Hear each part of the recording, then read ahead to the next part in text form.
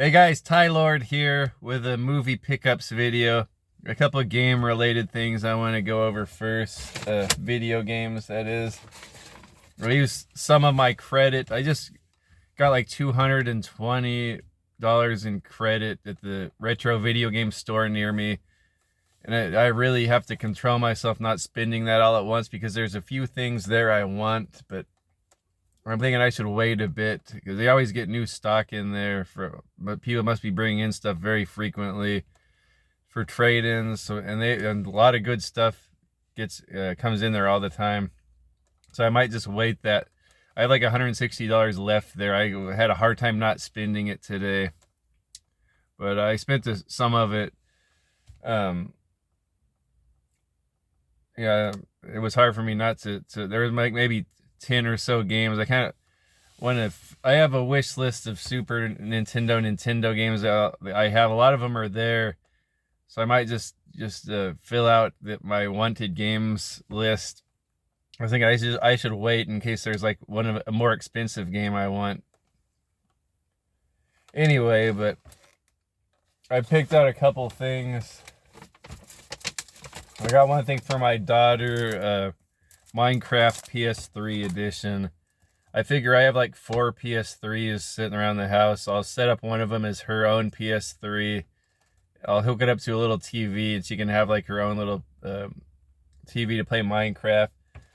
So she won't be hogging the Series X all day playing Minecraft on there.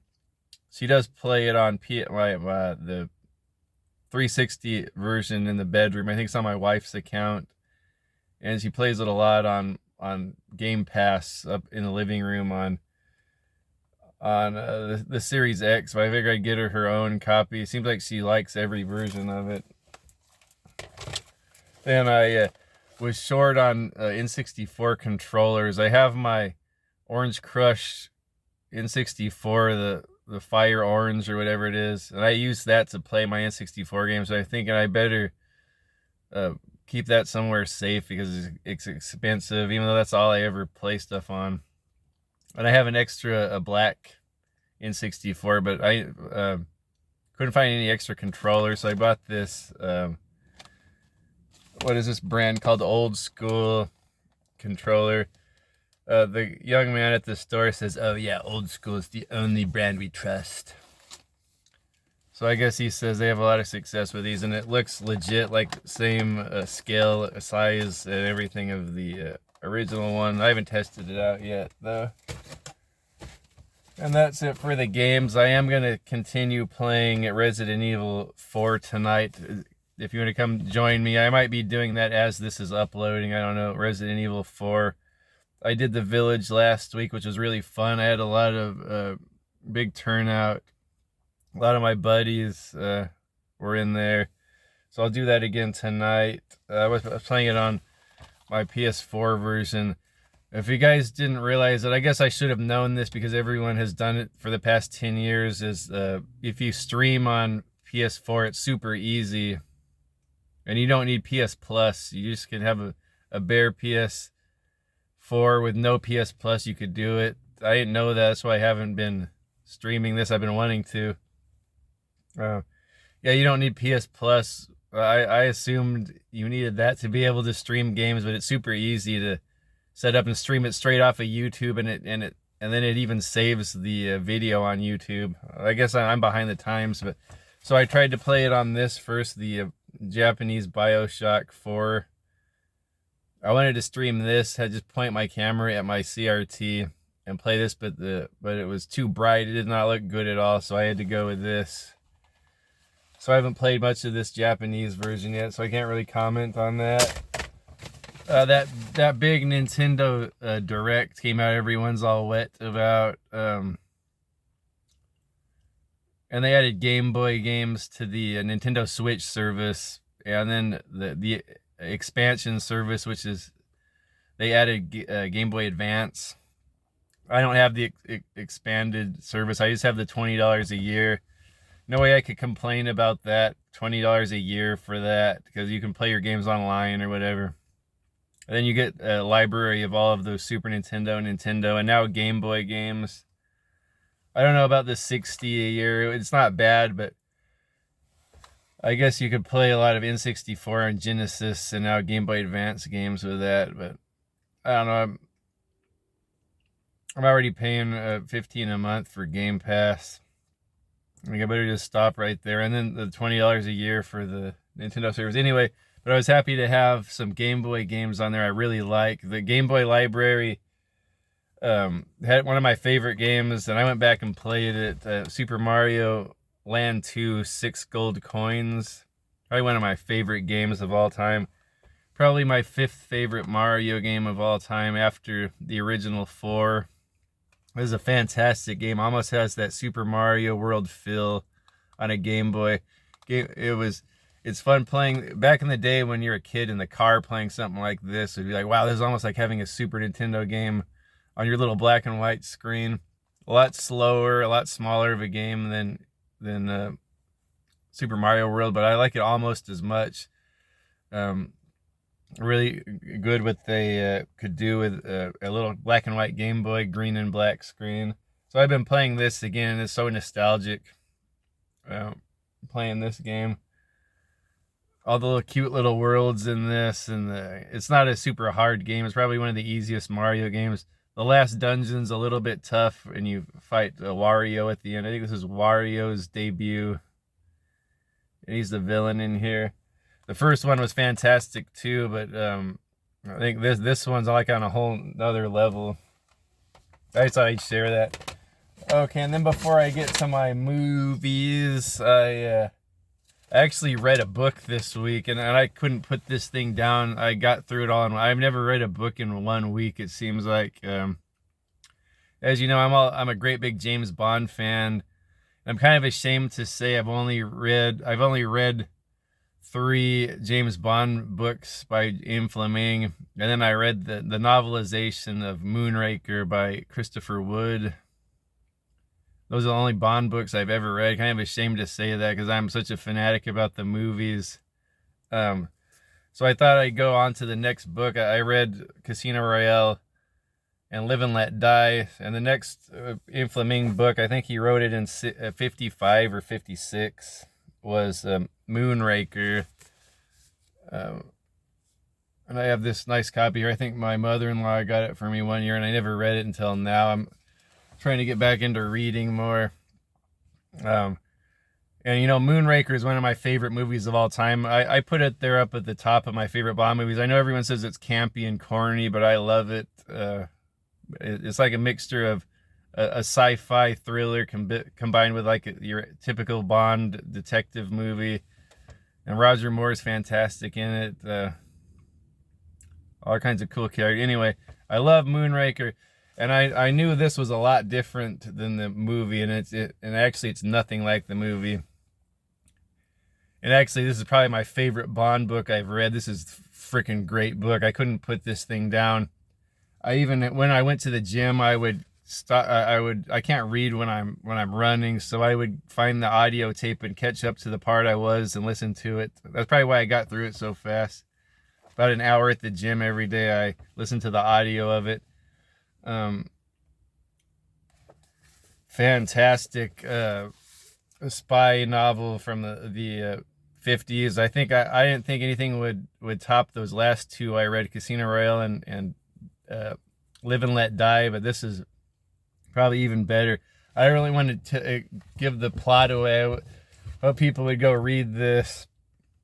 Written in the 50s, but really seems super advanced and high tech for the time. Like, it's hard to believe this was the 50s. It's talking about rockets, like defense system, rocket missiles, Cold War defense systems, all the computers and how the rockets were built back then, all the computer and systems and all that. And even I didn't realize back then they had like cameras. I guess they did for the rockets, the astronauts, but like cameras on board the rocket, and you could survey them from a TV screen. Just like seem super advanced stuff from the ground. Super advanced stuff, super thrilling plot. Nothing like the movie. I wish there had been an adaptation. I don't want to knock the movie because I love Moonraker, the movie. But this was too bad this was never adapted as a film. I think like if Daniel Craig would have done this after Casino Royale, like frick, man, that would have been so good. Like this plot, like in a Daniel Craig movie. Even even back then, like with Sean Connery or Roger Moore, this would have been cool. The plot is so good, kind of a slow burn. Like the first half of this really slow burn. It's kind of hard to follow. I'm not the best at reading comprehension, but it's kind of, the way that Ian Fleming writes is freaking amazing. Like it feels like he's done extensive research or experienced a lot of the stuff he writes about. So he goes into great detail on everything, and it really creates like a realistic world that you can almost see. Like you can almost be in these situations in the book. Nothing like the movie. Of course, the movie is about the Hugo Drax, the villain, is secretly building rockets and a poisonous gas to go live up in space and poison the Earth to kill everyone. And then he has like a bunch of hybrid people like to bring back to Earth to repopulate, and he's going to live up in space as a god to look over them. So really cool, over the top sci-fi plot for the movie. Plot in here is nothing like that. Only things there's only a couple similarities in this. There's a character called Hugo Drax. I don't really want to give him away. He has a cool backstory. Nothing like the Hugo Drax on the movie. And then of course you have the MI6 or the Secret Service regulars. M is in here. I think there's a brief mention of our Moneypenny shows up. No Felix Leiter in here because he just got chomped on by a shark in the last book. But then none of the characters from the movie other than Drax. The main Bond girl is called, her name is Gayla Brand. She's a fantastic character. Probably my favorite Bond girl from a book so far. Really cool, really cool character in this. A lot of the story follows her. She's also a secret agent infiltrating this missile operation. Totally different story from the book. This one, it's about Hugo Drax, is this industrialist guy. He's like the golden boy of England. He's kind of like this rich, pompous, or this rich, loudmouth Englishman. And he's building this missile defense system for the Cold War to defend against China and Russia or whatever. And it's really important to the country. So on the surface, Drax looks like he's helping out England, like he's like the big hero of England, like he's Sir Hugo, like everyone loves him in England. I'm gonna be going on about this thing forever, and he has a team of German scientists and German workers working on this missile called the Moonraker. It's called the Moonraker. That's the name of this missile he's creating, and Bond. The way he gets entangled with Drax is his boss, plays bridge with him at this club called the Blades, and Drax always wins. And M thinks he's cheating, so M brings Bond, who's the best card player, the best gambler in the service, and he gets him to the house, and they're going to try to find out what Drax is doing. And they don't want to make it go public because they don't want to ruin this guy's reputation because he's like the golden boy. But they want to get to the bottom of this, so Bond goes and has a cool card game scene. It would have been something cool for a movie. And then Bond kind of figures out what type of guy Drax is, and he's real pompous and arrogant, and you get inside Bond's head a lot, like you really can't stand this guy. He's a cheater, and he's so pompous, and he looks down at everyone, and he's a loudmouth. Bond really can't stand him, and then Bond ends up cheating and beating him. I hate to give it away. Anyway, situations arise where one of Drax's head of security is killed in a very mysterious manner, and M has Bond go in as the new head of security, like to work for Drax, and he's going to figure out if there's anything shady going on with the Moonraker program. Meanwhile, Gayla Brand, she's like a policewoman, like Scotland Yard or just like a special branch. she's in there. Drax doesn't know she's a spy, but she's in there not necessarily to see if Drax is doing anything wrong, but to see if there's any like outside or inside interference with this Moonraker program. All a bunch of Germans, and it's kind of fishy. Bond goes in. He acquires a liking to Gala Brand, as he does with all the ladies. So, some really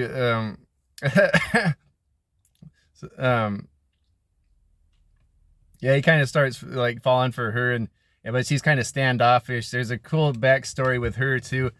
Drax's backstory is freaking amazing. Like once you find out where he came from.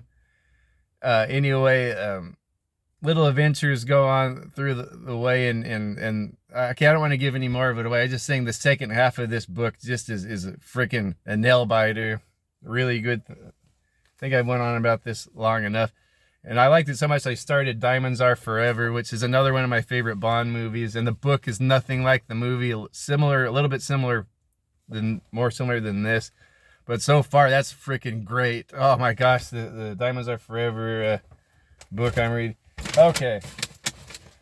Now on to the movies. Okay, I got this one last week from the PWM, which I'm very grateful for. Night Games with Roy Scheider. This suspense thriller serial killer movie from 1989 or no, 1989. Roy Scheider's a cop looking for this serial killer who strikes every time. It's in Galveston, Texas, and every time the Astros have a winning game or the pitcher has a winning game, this killer, this faceless, nameless secret killer kills a young woman on the beach. It's very efficient, somehow tied to baseball, this killer, and they found out from the forensics, from the way the wound is, that this guy has a hook. He kills with a hook. That's all they know about this guy. Roy Scheider is a pretty cool character in this cop. Kind of similar to Brody, but kind of more puts his foot down more than Brody. Like, doesn't take any crap. Like Brody would take a lot of crap. He's kind of a married man, kind of settled down. This guy is single, but he has a hot young girlfriend. Ironically, it's Karen Young, who played his daughter-in-law on Jaws: The Revenge. So this guy's way too old for her. He's got to be like 23, and they play on that in the movie too. And he's got to be like 55. He looks fantastic. You can tell this guy takes good care of himself, Roy Scheider, because this is 10 years after Jaws 2, and he looks like the same as in Jaws 2.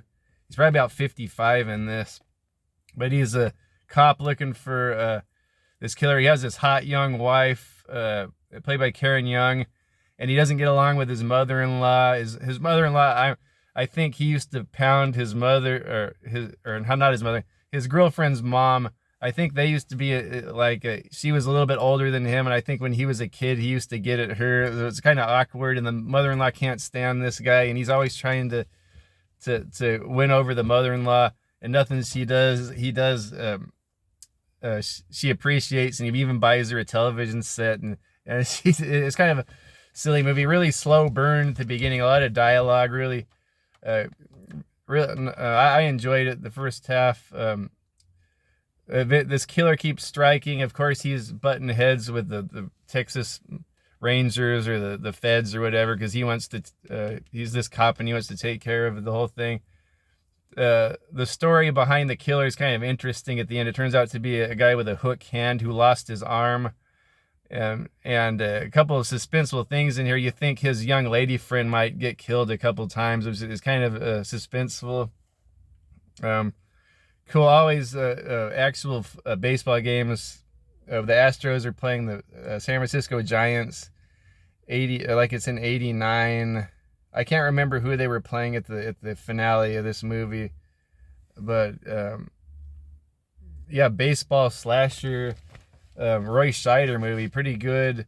I think on IMDb it was rated at like 50%, which I guess is not bad for Internet Movie Database, because all those fuckers on there, a bunch of snobs. Like, if you read the comments, like everyone is just miserable with watching movies, and they give stuff like, and then they waste their time writing all these terrible reviews. Like, you already watched a movie for 2 hours and you didn't like it, and then you go freaking run your mouth on whatever. I guess I'm doing the same thing right here, but I'm enjoying myself.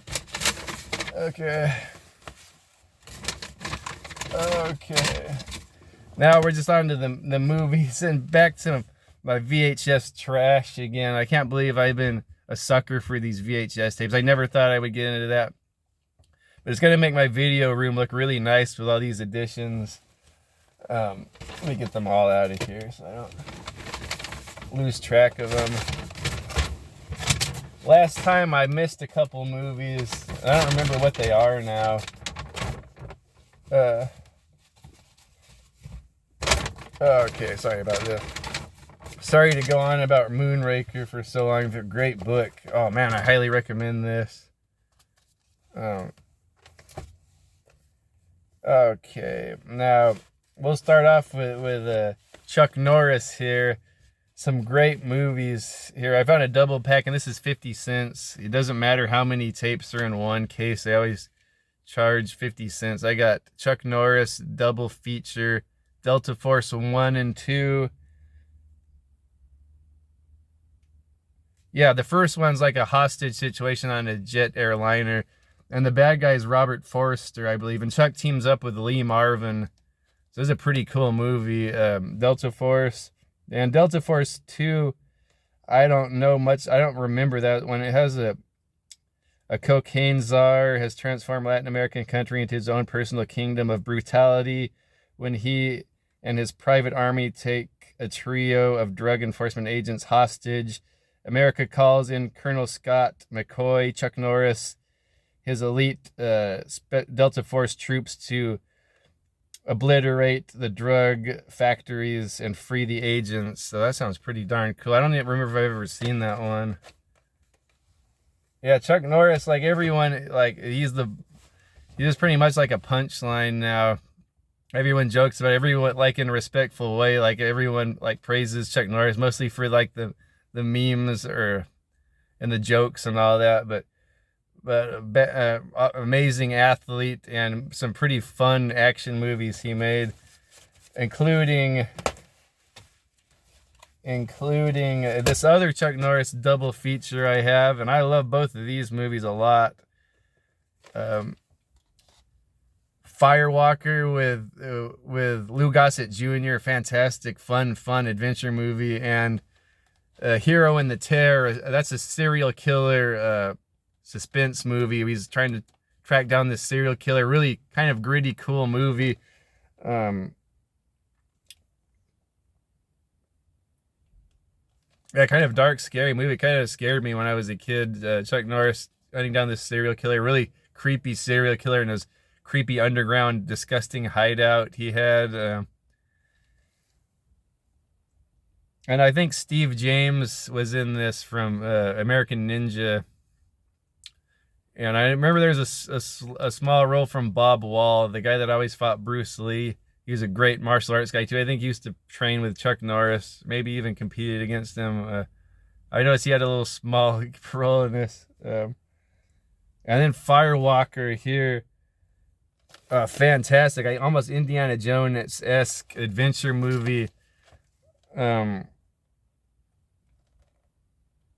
They're looking for like the lost like gold in Guatemala. They're looking for like some gold. It's like an adventure movie. Chuck Norris is actually like super funny in this. It's not a usual role from him. He's kind of like the clown character, and Lou Gossett Jr. is like his buddy, and he kind of plays it straight. And Chuck Norris is always causing problems for him. And then they run across this cute young blonde girl, Melody Anderson. She was in the Flash Gordon fun adventure movie. Chuck Norris does a lot of cool martial arts in there. Love Lou Gossett Jr., my black stepdad. And then I found a single copy of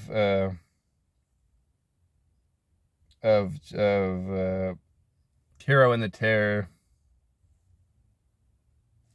Fantastic.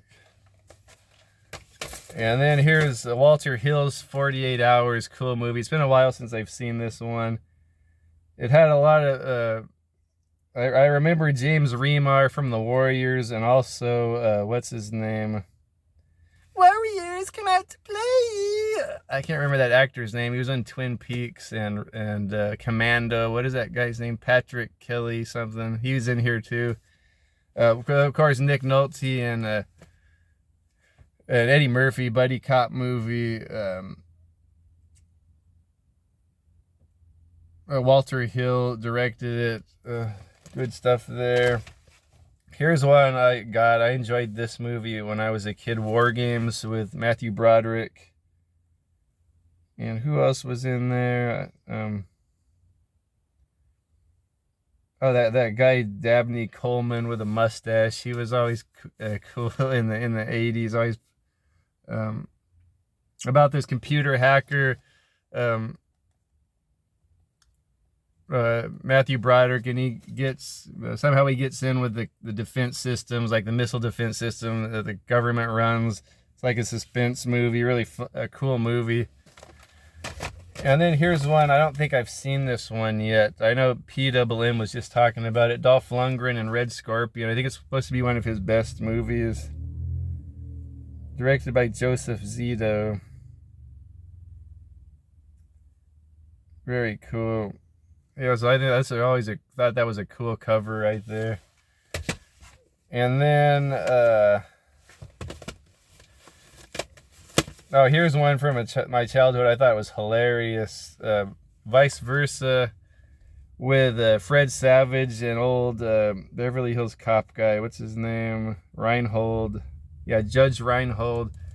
One of those. I know there have been other movies like this where the kid and the son and the dad, their brains swap places. Kind of the same type of humor as like Big with Tom Hanks. There was one with Dudley Moore and Kirk Cameron, I remember, where they would trade places. And then there was like Freaky Friday with the mom and the daughter. But this one, the dad and the son trade places. And then freaking Judge Reinhold's hilarious in this. The way he portrays a kid, like a 40-year-old kid. He's freaking hilarious. So he has to go to work and go to all the board meetings and everything with the kid's mind, and they end up he kind of wins everyone over because he's always like a kind of like a more rigid before and emotionless, and then he goes to the kid. He kind of starts winning over like a female at work, and people start liking him, and then they kind of see how. The father and the son kind of end up like respecting more like how the stuff they have to deal with on a daily basis. And then here's another one. I think this is 80s. This got to be 86. Yeah. Stand By Me, Stephen King written thing, I believe. Who directed this? Oh, Rob Reiner directed this.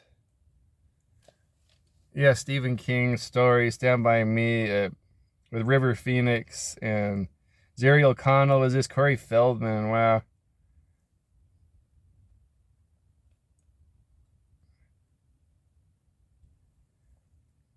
Yeah, cool old like kid or like coming to age or little kids, teenage becoming. They find the dead body and all of that. It's been a while since I've watched this. This is a pretty good movie. Here's the one, Phantom from Space. I thought this might be worth something, but it's not. And someone got it from the Hope Chest and left one of those stupid stickers on there that won't come off. From Good Time Home Videos. Strange creature from space in this documentary style science fiction thriller. I don't know. I probably have seen this one, but I don't remember. Here's another one. I thought it might be worth something. Legend of Boggy Creek. Creature, 250-pound creature that stalks upright like a man. Honestly, I haven't seen this. I know this is one of those like low budget classics. So, but I got that one. And then my favorite movie of all time, or no, probably in my top 5 favorite movies of all time. I already have this, so this is going to my buddy El Tiburon. Duel, Steven Spielberg movie, probably my second favorite Spielberg movie after Jaws. This is probably my favorite movie monster after Jaws, this truck. It reminds me a lot of Jaws.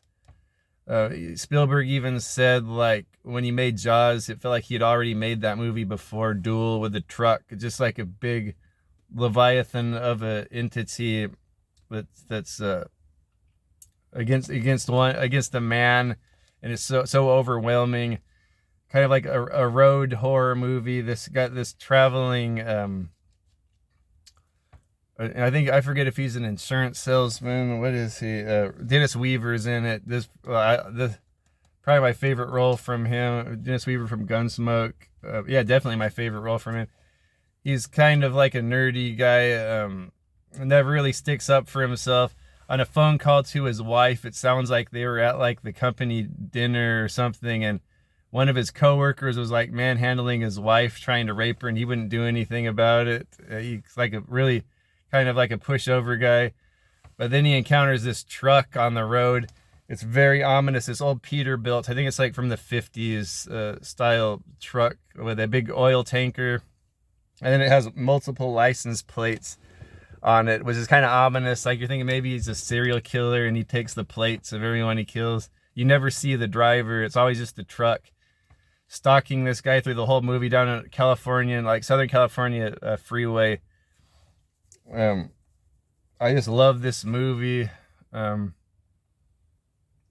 think it was a rated PG movie. It first aired on television before anything as a television movie, and later on they filmed more scenes for it and put it in the big screen. It's like really went over big. Really fantastic movies. I think it's the predecessor to Jaws right here. Oh man, is that it? Okay, that's it. I thought I'd end on a high note with Duel there. Again, once again, thanks PWM for the night games laser disc. Did I say Blu-ray? I always say Blu-ray when I mean laser disc. That was the big thing for rich people back then. I never had one of these until now because they're cheap. Yeah, okay. Yeah, well, so see you guys later. If I don't, I'll probably, if you guys want to stop by and watch me play Resident Evil 4, I don't know if this video is going to be up before that or not. Anyway, later, guys. Have a good week. Yes.